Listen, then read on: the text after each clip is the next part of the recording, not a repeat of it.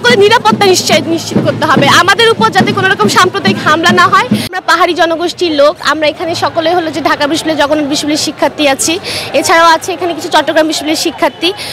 তো আমরা বলতে চাচ্ছি যে আমরা শিক্ষার্থী হিসেবে অবশ্যই চাইবো যে আমরা যে পাহাড়ি জনগোষ্ঠীরা আছি, আমাদের সম্পর্কে বাংলাদেশের মানুষের যে ধরনের ভুল ধারণা, আমরা বিচ্ছিন্নতাবাদী বা আমাদের সম্পর্কে যে ধরনের অভিযোগ তুলে আনা হয়, সেগুলো থেকে আমরা বের হয়ে এমন একটা দেশের প্রত্যাশা রাখছি যে দেশে আমাদেরকে আপন করে নিবে এবং আমরা যে দেশকে ভালোবাসি, আমাদের এই দেশটা যে আমাদের ইউকে চিং মারমা, উনি হলো যে আমাদের একজন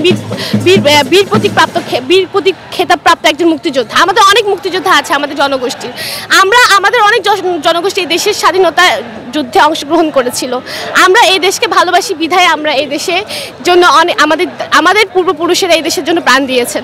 আমরা এটাই বলতে চাই, আগামীর বাংলাদেশে আমরা অবশ্যই চাইবো একটা অন্তর্ভুক্তিমূলক বাংলাদেশ, যেখানে সকলকে সমান চোখে দেখা হবে, সকলের অধিকার নিশ্চিত করা হবে, সকলের অধিকারগুলো সংরক্ষণ করা হবে এবং আমাদের মৌলিক অধিকারগুলো, আমাদেরকে সকল ধরনের বৈষম্য দূর করে আমাদের মৌলিক অধিকারগুলো নিশ্চিত করতে হবে এবং সকলকে সমান চোখে দেখতে হবে এবং সকলের নিরাপত্তা নিশ্চিত করতে হবে। আমাদের উপর যাতে কোনো রকম সাম্প্রদায়িক হামলা না হয়, এমন কোনো রকম যাতে ঘটনা না ঘটে যাতে আমার জনগোষ্ঠী নিরাপত্তাহীনতায় ভুগে। আমি অবশ্যই সকল বাংলাদেশের মানুষের কাছে এটাই চাইবো যাতে আমার জনগোষ্ঠী, সে সংখ্যালঘু হোক বা আমরা পাহাড়ি জনগোষ্ঠী হোক বা সে যে কোনো জনগোষ্ঠী হোক না কেন, আমরা সবসময় চাইবো যাতে আমাদেরকে মানুষ হিসেবে মানবিকতার দৃষ্টিকোণ থেকে দেখা হয় এবং সকলে যাতে আমাদেরকে আপন করে নেয় এবং এই দেশের আগামীর একটা নতুন ভবিষ্যৎ গড়ে তোলার জন্য আমাদেরকে যাতে সবাইকে করা হয়, অন্তর্ভুক্ত করা হয় এবং আমাদেরকে যাতে সে সুযোগ করে দেওয়া হয় যাতে আমরা নতুন প্রজন্ম যাতে আগামীর বাংলাদেশে একটা সুন্দর ভবিষ্যৎ করে তোলার ক্ষেত্রে নিজেদের ভূমিকা রাখতে পারি। আমরা কখনো বিচ্ছিন্নতাবাদী ছিলাম না, আমরা কখনো বিচ্ছিন্ন হয়েও ছিলাম না। আমরা পিছিয়ে থাকি না, আমাদেরকে পিছিয়ে রাখার একটা চেষ্টা করা হয় সবসময়। আমাদের জনগোষ্ঠী আমরা সবসময় চেয়েছি বাংলাদেশের সাথে সংযুক্ত থাকতে, অন্তর্ভুক্ত থাকতে। আমরা আমাদের কিছু বিশেষ কিছু অধিকারের বিষয়ে সংরক্ষণ করতে চেয়েছিলাম এবং আমরা মনে করি আমাদের পাহাড়ি জনগোষ্ঠীদের, দেখেন আমরা পাহাড়ি জনগোষ্ঠীরা সবসময় বাংলাদেশকে নিজের দেশ বলে জেনে এসেছে। আমাদের অনেক মুক্তিযোদ্ধা, আমি বারবার ইউকে চিং মারমার কথা বলবো, যিনি আমাদের একজন বীর প্রতীক খেতাবপ্রাপ্ত একজন মুক্তিযোদ্ধা।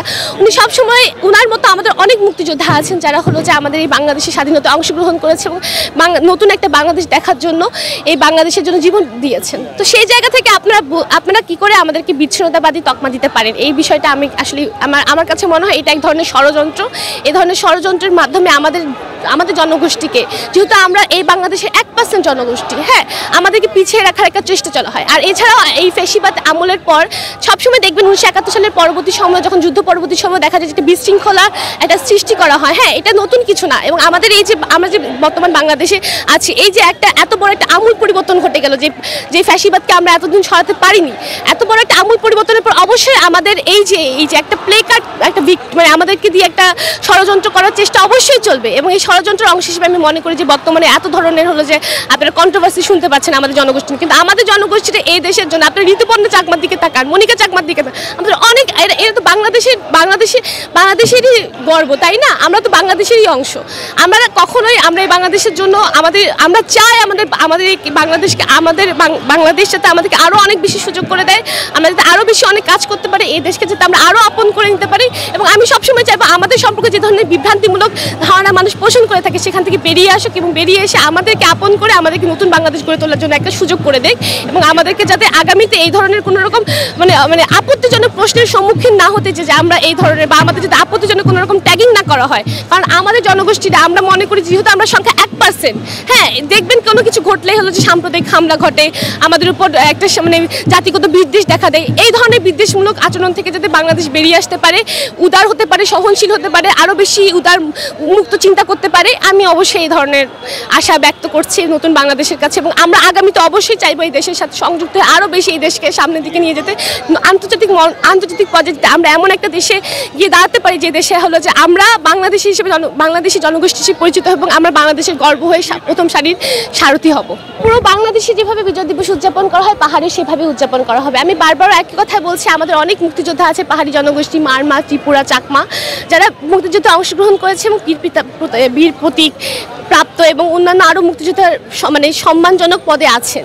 তো আমি বলতে চাচ্ছি আমাদের এই বাংলাদেশের বিজয় দিবস কোনো একক জনগোষ্ঠীর না, এই বিজয় সকলের। হ্যাঁ, আমরা বাংলাদেশে যারা বসবাস করে এই বিজয় সকলে, আমরা সকলেই যেভাবে পুরো বাংলাদেশ উপভোগ করে আমরা সেভাবে এই বিজয় দিবসকে উপভোগ করি এবং সেইভাবে উদযাপন করছি আর কি।